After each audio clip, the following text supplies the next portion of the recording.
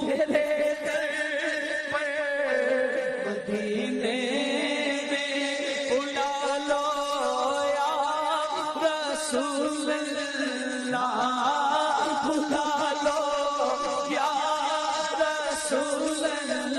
اعوذ باللہ من الشیطان الرجیم، بسم اللہ الرحمن الرحیم۔ ناظرین محترم، السلام علیکم ورحمۃ اللہ وبرکاتہ۔ وینس ٹی وی کی جانب سے ایک منفرد پروگرام اعتراف کمال میں مقابلہ حسن تقریر کے ساتھ میں ہوں آپ کا میزبان امید احمد وارسی۔ ناظرین محترم، آج مقابلہ حسن تقریر میں جو ہمارا موضوع ہے وہ بہت ہی پیارا موضوع ہے، والدین کی فرما برداری۔ ناظرین محترم، والدین اولاد کے لیے بہت کچھ جو جتنا کر سکتے ہیں، کیونکہ والدین ایک ایسی عظیم نعمت ہے، رب تعالیٰ نے اولاد کے لیے وہ نعمت بنا کر بھیجا ہے کہ دوسرے لوگ تو یہ کوشش کرتے ہیں کہ آپ نیچے رہیں، لیکن آپ کے جو والدین ہیں وہ ہمیشہ آپ سے یہ چاہتے ہیں کہ ہماری اولاد جہاں تک ہم نہیں پہنچ سکے وہاں تک پہنچے اور ترقیاں حاصل کرے۔ آج کا جو موضوع ہے والدین کی فرما برداری، ہمارے ساتھ ہمارے ججز موجود ہیں، نہال احمد صدیقی صاحب اور سید نظام الدین صاحب ہمارے ساتھ موجود ہیں۔ آج کا جو ہمارا موضوع ہے اس پر میں نے گفتگو کرنی ہے نہال احمد صدیقی صاحب سے۔ اور سر، السلام علیکم ورحمۃ اللہ وبرکاتہ۔ سر، آج کا جو موضوع ہے والدین کی فرما برداری، ماشاءاللہ بہت خوبصورت موضوع ہے، بہت آج کے اس دور میں خاص طور پہ اس کی بہت زیادہ ضرورت ہے کہ ہمارے جو اولاد ہے، ہمارے جو نئی نسل ہے، وہ اس کے بارے میں کیا سوچتی ہے۔ وہ تو آپ کو ہمارے جو دونوں مقررہ ہیں ماشاءاللہ آج تو یہ ہمیں بتائیں گی، لیکن میں فرداً ایک گفتگو آگے بڑھاتا ہوں کہ اولاد اور والدین کا رشتہ اللہ تعالیٰ نے ایسا بنایا ہے جو اولاد کے لیے سیدھا جنت کا راستہ ہے۔ حضور پاک صلی اللہ علیہ وآلہ وسلم اپنے والدین کو بہت یاد کیا کرتے تھے، خاص طور پہ اپنی والدہ کو، اور ان کی والدہ کی جو قبر تھی وہ مکہ سے کچھ فاصلے پر تھی، تو وہ خواہش رکھتے تھے کہ اگر میری والدہ کی قبر یہاں قریب میں ہوتی تو میں روز جاتا، اگر میں روز جا سکتا تو میں روز جاتا۔ انسیت رکھتے تھے۔ والدین اپنا فرض پورا کرتے ہیں، اس میں اوپر نیچے بھی ہو سکتا ہے، لیکن اولاد کا فرض یہ ہے کہ چوں بھی نہ کرو۔ حکم کیا ہے کہ چوں بھی نہ کرو، اس لیے کہ آپ، بات یہ نہیں ہے کہ وہ بچے آج کل جو ہے نا ہمیں یہ مثالیں دے رہے ہوتے ہیں کہ میں تو صحیح ہوں۔ بات یہ ہے کہ آپ کی والدہ اگر بوڑھی ہو گئی ہیں، آپ کے والد تھوڑی ایج ہو گئی ہے، تو اس کا قطعی یہ مطلب نہیں ہے کہ آپ ان کے ساتھ چوں کر سکتے ہیں، یہ حکم ہی نہیں ہے۔ اس پورے حکم میں یہ ہے کہ آپ چوں تک نہ کریں کسی بھی حالت میں۔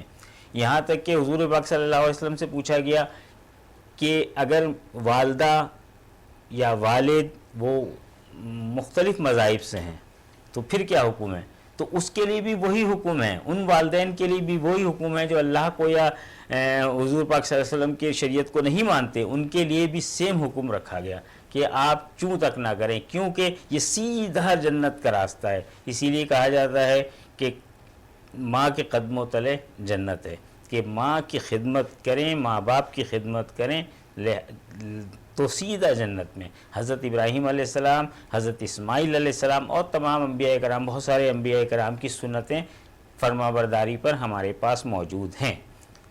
جی ناظرین محترم، والدین کی فرما برداری یہ بہت ضروری ہے، جیسا کہ نہال احمد صدیقی صاحب نے فرمایا کہ آج کل کی جو اولاد ہے وہ اپنے والدین کو ایسے سمجھتے ہیں کہ جیسے اولاد بہت زیادہ بڑی ہو چکی ہے اور والدین کو سمجھا رہی ہے، لیکن وہ یہ بھول جاتے ہیں کہ یہ وہی والدین ہیں جنہوں نے بچپن میں ان کو اپنی انگلی پکڑ کر چلنا سکھایا ہے، تو آج وہ اس دور میں ان سے آگے بھاگنے کی کوشش کرتے ہیں۔ تو لہٰذا ان بچوں سے میری گزارش ہے، آپ ہمارا پروگرام دیکھ رہے ہیں تو اس بات کو تھوڑا سمجھیں کہ والدین کے سامنے آپ کو چوں کرنے کی بھی اجازت نہیں ہے۔ والدین آپ کے لیے ایک عظیم نعمت ہیں اور ان کی خدمت آپ پر فرض ہے، کیونکہ والدہ کے قدموں تلے جنت ہے اور والد کے والد کے پاس اس کی چابی موجود ہے، تو اگر آپ کو جنت چاہیے تو آپ کو چابی بھی حاصل کرنی ہوگی اور اپنے والد کا بھی دل جیتنا ہوگا، کیونکہ رب تعالیٰ فرماتا ہے کہ اگر تمہیں یہ دیکھنا ہے کہ تمہارا رب تم سے راضی ہے تو تم اپنے والدین کو دیکھو کہ وہ تم سے راضی ہیں یا نہیں۔ تو ناظرین محترم، ایک بات آپ کی میں کنٹینیو رکھتا ہوں کہ اس حوالے سے وینس ٹی وی اور ان کے جو بھی ڈائریکٹر وغیرہ ہیں یا جو انتظامیہ ہیں، انہوں نے جو یہ اسٹیج فراہم کیا ہے اور اس میں یہ موضوع رکھا ہے، یہ آج کے اس دور کے لیے، نئی نسل کے لیے اس کی آگاہی بہت ضروری ہے۔ لہٰذا میں تمام لوگوں کو بہت مشکور بھی ہوں کہ انہوں نے ان بچوں کو یہ اسٹیج فراہم کیا، اور دوسرے یہ کہ مبارکباد کے مستحق بھی ہیں۔ جی ناظرین محترم، تو اب مقابلے کی جانب ہم نے بڑھنا ہے۔ ہمارے ساتھ آپ کو پتہ ہے کہ ہمارے ساتھ روزانہ 3 پارٹیسپینٹ موجود ہوتے ہیں۔ آج بھی ہمارے ساتھ 3 پارٹیسپینٹ موجود تھے، لیکن ان میں سے ایک پارٹیسپینٹ کی طبیعت یہاں پر خراب ہو گئی، کیونکہ آپ کو پتہ ہے رمضان المبارک کا مہینہ ہے اور یہ وقت روزے کا ہے، اور روزے کی حالت میں وہ یہاں پر آئے اور اس کے بعد ان کی طبیعت اچانک خراب ہوئی ہے۔ لیکن ہمیں آپ کے سامنے آنا بھی ضروری ہے، کیونکہ آپ بھی ہمارا انتظار کر رہے ہوتے ہیں یقیناً، اور آپ اپنی اسکرین پر موجود ہوتے ہیں ہمیں دیکھنے کے لیے کہ آپ کب ہم یہاں پر ہمارا پروگرام کا آغاز ہو اور آپ ان بچوں کی تقریر سن سکیں۔ تو اس لیے آج ہم اپنے 2 پارٹیسپینٹ کے ساتھ آپ کے سامنے موجود ہیں۔ ہماری جو پہلی پارٹیسپینٹ موجود ہیں ان کا نام ہے شاہ نور یوسف، ان کا تعلق لٹل جینیس گرامر اسکول سے ہے۔ ہمارے ساتھ ہمارے مقابلے کی جو دوسری پارٹیسپینٹ موجود ہیں ان کا نام سیدہ فاطمہ بخاری ہے، آپ کا تعلق کراچی میٹروپولیٹن اکیڈمی سے ہے۔ تو یہی 2 بچے آج ہمارے ساتھ موجود ہیں اور انہوں نے ہی آج اس مقابلے میں اپنا حصہ ڈالنا ہے۔ دیکھنا یہ ہے کہ آج کون سی ایک بچی ونر ہوتی ہے اور کون ایلیمنیٹ ہو جاتی ہے، کیونکہ یہ کوالیفائر راؤنڈ ہے اور یہ بچے آڈیشن راؤنڈ کلیئر کر کر یہاں پر پہنچے ہیں۔ تو مقابلے کا آغاز کرتے ہیں، سر آپ کی اجازت؟ بسم اللہ۔ مقابلے کا آغاز کرتے ہیں ہمارے ساتھ شاہ نور یوسف۔ بسم اللہ الرحمن الرحیم۔ السلام علیکم صدر اعلی وقار۔ اللہ تعالیٰ نے ماں باپ یعنی والدین سے حسن سلوک کے لیے احسان کا لفظ استعمال کیا۔ احسان حسن سے بنا ہے، جس کا مطلب بھلائی اور نیکی ہے۔ بعض اللہ والوں کا کہنا ہے کہ بہت سے اولیاء اللہ کی معرفت کا راستہ صرف والدین سے حسن سلوک کی بنا پر ملا۔ جو شخص اللہ تعالیٰ کا شکر ادا نہیں کرتا تو اس کا اللہ کا شکر ادا کرنا بھی قبول نہیں۔ اس کی تائید رسول اللہ صلی اللہ علیہ وآلہ وسلم کی ارشاد پاک سے ہوتی ہے کہ والدین کی نعمت اولاد کی جڑ کاٹ دیتی ہے، جبکہ وہ اس کی حق تلفی کرے۔ جو کوئی اپنے والدین کو راضی کرتا ہے وہ اپنے خالق کو راضی کرتا ہے، اور جس نے اپنے والدین کو ناراض کیا اس نے اپنے خالق کو ناراض کیا۔ ماں باپ کو اپنے یا دوسروں کے گالی دینا گناہ کبیرہ ہے اور اس کی سزا جہنم ہے۔ گالی ہر حال میں بری ہے، اس سے انسان کی توجہ نیکی کی طرف سے ہٹتی ہے اور برائی کی طرف مائل ہوتی ہے۔ اس لیے گالی سے اپنے آپ کو گناہوں کی وادی میں لے جانا عقل مندی نہیں۔ صدر اعلی وقار انسانی زندگی کا مقصد بیشتر دار و مدار ایمان اور عبادت کے ساتھ ساتھ والدین کی عبادت سے وابستہ ہے۔ اگر والدین اولاد سے راضی ہو جائیں تو وہ جنت کے حقدار ہوں گے۔ شکریہ۔ جی ناظرین محترم، مقابلہ حسن تقریر میں یہ ہماری پہلی پارٹیسپینٹ موجود تھیں اور ان کو تو ہم نے شرائط سے آگاہ کیا ہے، لیکن آپ لوگوں کو کیونکہ ہمارے ساتھ روزانہ کچھ ایسے لوگ موجود ہوتے ہیں جو ہمارا یہ پروگرام پہلی دفعہ دیکھ رہے ہوتے ہیں، تو ان کو بھی شرائط سے آگاہ کرنا ضروری ہے۔ ہمارے مقابلے کی جو پہلی شرط ہے وہ یہ ہے کہ تقریر کا دورانیہ 2.5 منٹ ہوگا۔ 2 منٹ پر ہمارے ججز آپ کو سبحان اللہ کی کال دیں گے اور اس کال کے بعد آپ کا یہ مطلب ہے کہ آپ کے پاس آدھا منٹ موجود ہے، یعنی کہ 30 سیکنڈ موجود ہیں، اس میں آپ نے اپنی بات مکمل کرنی ہے۔ ہماری جو دوسری شرط ہے وہ یہ ہے کہ تقریر دیکھ کر پڑھنے کی اجازت نہیں ہوگی۔ تیسری شرط، ہمارے ججز کا جو حتمی اور آخری فیصلہ ہوگا وہ چیلنج نہیں کیا جائے گا اور وہی آخری فیصلہ ہوگا۔ ناظرین محترم، ہمارے ساتھ ہمارے مقابلے کی دوسری شریک سیدہ فاطمہ بخاری۔ بسم اللہ الرحمن الرحیم۔ السلام علیکم صدر اعلی وقار۔ دنیا میں والدین اور اولاد کا اہم رشتہ ہے۔ اللہ رب العزت اپنی کتاب مقدس قرآن مجید کی سورہ بنی اسرائیل میں ارشاد فرماتا ہے، اور آپ کے رب نے فیصلہ فرما دیا ہے کہ تم اس کے سوا کسی کی بندگی نہ کرو اور والدین کے ساتھ نیک سلوک کرو۔ خدا اور اس کے رسول صلی اللہ علیہ وآلہ وسلم کے بعد انسان پر سب سے زیادہ حق اس کے والدین کا ہے۔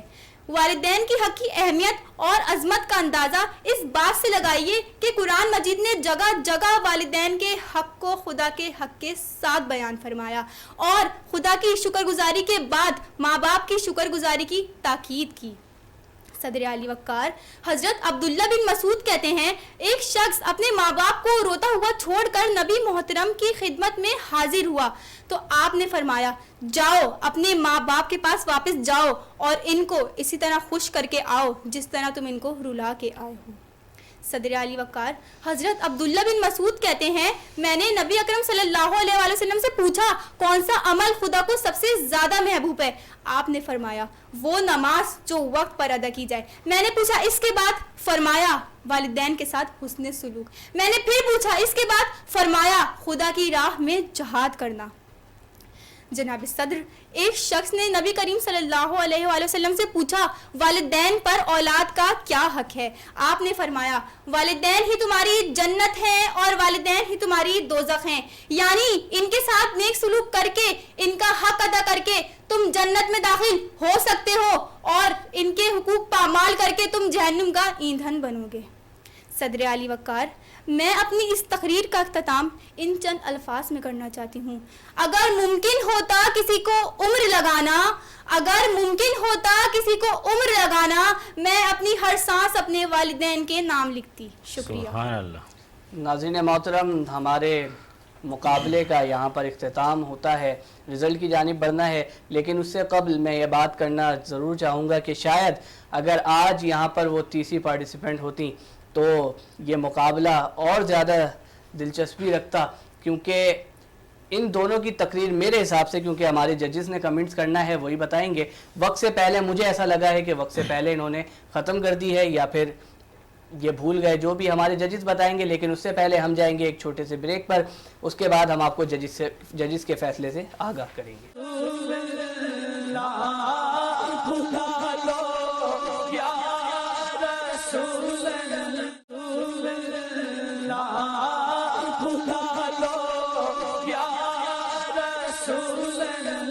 جی ناظرین محترم، ویلکم بیک۔ ہم بریک سے واپس آ چکے ہیں اور یقیناً آپ کو انتظار ہے کہ بچوں کی پرفارمنس کیسی رہی ہے، کیونکہ میں نے بریک سے جانے سے پہلے آپ کو بتایا کہ میرے حساب سے یہ دونوں بچے تھوڑے ویک تھے، دونوں بچیاں ویک تھیں، لیکن فیصلہ ہمارے ججز نے کرنا ہے اور میں نہال احمد صدیقی صاحب سے اور سید نظام الدین صاحب سے تھوڑی سی گفتگو کرنا چاہوں گا اس حوالے سے کہ بچوں کس طریقے سے اپنی تیاری کر سکتے ہیں اور یہ کن کا فرض ہے کہ ان کو سکھائیں۔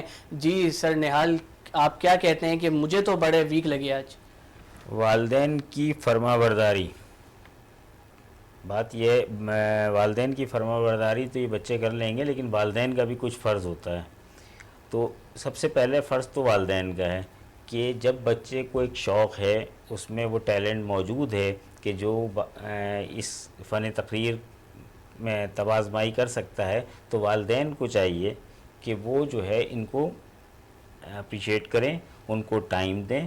اگر وہ کسی بھی وجہ سے کہ اگر وہ پڑھے لکھے نہیں ہیں یا اس فن سے بالکل واقف نہیں ہیں تو کم از کم وہ سن تو سکتے ہیں۔ اور پھر دوسرا جو فرض ہے وہ اسکول کے اساتذہ کرام کا ہے۔ اس میں وہ اساتذہ کرام ان کی تلفظ کی غلطیاں، ان کی باڈی لینگویج اور فن تقریر کو وہ بہت اچھی طرح سکھا بھی سکتے ہیں اور ان کے ٹیلنٹ کو ابھار سکتے ہیں۔ میرا تو خیال یہ ہے، میرا جو تجربہ بھی یہی ہے کہ جو گھر سے بچوں کو ٹائم ملتا ہے، وہ بہت زیادہ اسپیشل ہوتے ہیں، بہت اچھے مقرر بنے ہیں، اور وہ بچے جن کو اسکول سے گائیڈنس ملتی ہے۔ گھر میں والدین بہت سارے ایسے ہوتا ہے کہ تعلیم کم ہوتی ہے، وہ تلفظ کو اتنا اچھا بیان نہیں کر سکتے، لیکن اسکول میں تو ٹیچرز ہوتے ہیں، وہ بہت اچھی طرح ان کو سمجھا سکتے ہیں۔ اب ہم نے دیکھا کہ شانور یوسف دوسری جو تھی نا سیدہ فاطمہ بخاری، انہوں نے ایک اپنی تقریر میں ایک واقعے کا ذکر کیا کہ وہ والدین کو اپنے روتے ہوئے چھوڑ کے آئے تھے، لیکن انہوں نے کہیں یہ نہیں بتایا وہ کیوں روتا ہوا چھوڑ کے آئے تھے. وہ اس لیے کہ جہاد پہ جا رہے تھے، اور جہاد کی لگن میں مطلب آپ یہ دیکھیں کہ اس شخص کا جو ویژن تھا وہ تھا کہ میں جہاد کروں، اللہ کی راہ میں اپنے آپ کو قربان کر دوں، لیکن اس نے غلطی کیا کی کہ اس کے اپنے والدین کو روتا ہوا چھوڑ کے آیا. تو حضور نے اس کو واپس کر دیا کہ واپس جاؤ، اپنے والدین کو مناؤ. اس کے بغیر کچھ نہیں ہو سکتا، نہ جنت مل سکتی ہے نہ دنیا مل سکتی ہے. تو یہ تیاری، یہ واقعہ ان کے ٹیچرز کو چاہیے تھا کہ ان کے دماغ میں ڈالتے، ان کو صحیح بتاتے، تاکہ یہ اس کو سمجھتے ہوئے تقریر کرتے. اب ہم نے یہاں دیکھا کہ تقریر ایسی ہو رہی ہے کہ الفاظ جو ہے وہ ہوا میں اڑ رہے ہیں، کیونکہ انہوں نے سمجھا ہوا نہیں ہے اس واقعات کو، ان حدیث کو. اگر ہمارے ٹیچر سمجھا کے تقریر یاد کرائیں نا تو ویری بیسٹ، بہت اچھی مقررہ ثابت ہوں. یہ سر میں آپ کی بات کو آگے بڑھاؤں، سر نظام الدین صاحب ہمارے ساتھ موجود ہیں، اور آپ نے جیسے ٹیچرز کی بات کی تو ماہر تعلیم ہیں اور آپ اسکول چلا رہے ہیں. تو سر میں آپ سے یہ پوچھنا چاہوں گا کہ آپ اس کو کس طریقے سے سمجھتے ہیں کہ ٹیچرز، کیونکہ سر نہال نے یہ بات کی کہ ٹیچرز کا اہم کردار ہوتا ہے اس کے اندر، اور کس طریقے سے یہ اپنے آپ کو بہتر کر سکتے ہیں، کیونکہ وقت بھی بہت کم لیا. ہمارا جو شرط تھی کہ 2 سے 2.5 منٹ، لیکن وہ بھی پورا نہیں ہو سکا. اچھا، اس میں یہ ہے کہ ٹیچرز کا بے شک بہت بڑا کردار ہوتا ہے، اور وہ بہت زیادہ اس کو کر سکتے ہیں، اچھی طرح تیاری کروا سکتے ہیں، مواد میں مدد کر سکتے ہیں. اور لیکن یہ کہ ہمارے ہاں اس فن کو زیادہ لوگ سمجھتے نہیں ہیں. جو اساتذہ بھی ہوتے ہیں اسکولوں میں عام طور پر وہ اس چیز سے واقف نہیں ہوتے، وہ حصے مطلب اس طرح کی ایکٹیویٹیز میں کم ہوتے ہیں. اور ایسے چند ہی لوگ ہیں جو حصہ لیتے ہیں، جو کروا سکتے ہیں، جو ٹریننگ دے سکتے ہیں، جو مواد میں مدد کر سکتے ہیں، اچھی تقریر لکھنے میں مدد کر سکتے ہیں. تو ایسے لوگ کم پائے جاتے ہیں. اس میں کافی حد تک ایسا بھی ہوتا ہے کہ طلباء کے اندر خود بہت زیادہ کمیاں ہوتی ہیں. مثال کے طور پہ وہ عام طور پہ تو حصہ لیتے نہیں ہیں، پھر کسی وجہ سے کسی شوق میں، اب جیسے ٹی وی کا پروگرام ہے تو انہوں نے شوق میں حصہ تو لیا، لیکن اس کی تیاری کرنے والا، گھر میں مدد کرنے والا ان کے کوئی بھی نہیں ہے. پھر بار بار اس کے لیے بڑی محنت کرنی پڑتی ہے، اسکول آنا بھی پڑتا ہے، وہاں ٹائم بھی دینا پڑتا ہے، پھر گھر سے بھی اس کو اچھی طرح یاد کر کے بھی آنا پڑتا ہے، تو وہ نہیں ہو پاتا، وقت کی کمی رہ جاتی ہے. عام طور پہ ایسا ہوتا ہے. جو میرا تجربہ ہے وہ تو یہی ہے. بعض بچے بہت شوق سے کرتے ہیں، بہت لگن سے کرتے ہیں، اور وہ کامیاب بھی ہوتے ہیں. تو ابھی بھی مجھے یہی لگ رہا ہے کہ جو یہاں پہ کمی رہ گئی ہے اس میں یہ ہے کہ کچھ تو اس میں یہ بھی ہے کہ اس میں جیسے مثال کے طور پہ شاہ نور یوسف کی جو تقریر ہے وہ بہت کم رہ گئی، بہت زیادہ کم رہ گئی.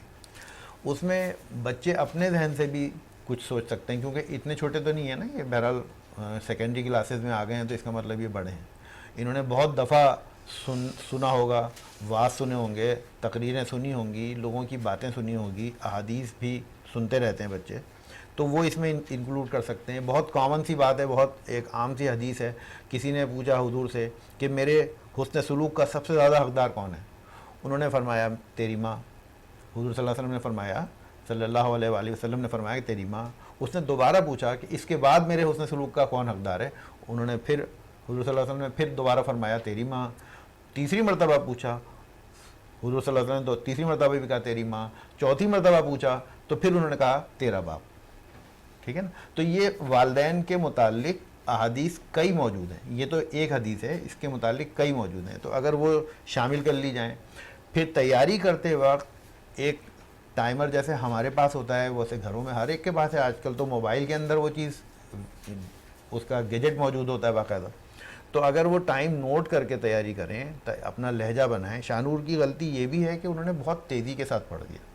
تو اگر وہ کم اپنے رفتار کو مناسب کرتی ہیں اور اتنی تیزی نہ کرتی ہیں تو ممکن ہے وہ 1.25 منٹ کے بجائے 1.5 یا 1.25 منٹ ہو جاتے. کچھ اس میں احادیث لگا دیں، ٹائم پورا ہو جاتا، لیکن وہ بہت کم رہ گیا. اور ظاہر ہے کہ بہت تیز پڑھنا بھی تقریر کے مزاج کے مطابق نہیں ہوتا. اتنی تیزی سے پڑھنا جو ہے وہ تقریر کا مزاج نہیں ہے.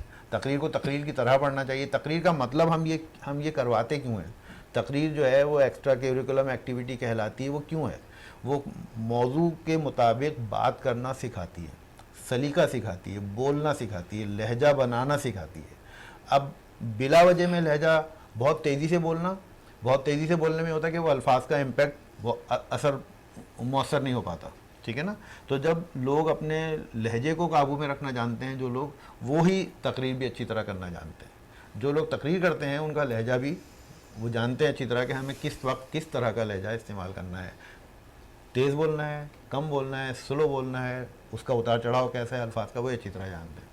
تو ان کو یہ مزید ٹریننگ کی ضرورت ہے، بہت زیادہ ٹائم دینے کی ضرورت ہے، کیونکہ یہ روٹین کی بول چال میں بھی مدد کرتی ہے یہ چیز. یہ فن ایسا ہے کہ جو آپ کی عام بول چال ہے اس میں بھی تو مدد کرتا ہے نا، آپ بولنا سیکھتے ہیں. بالکل.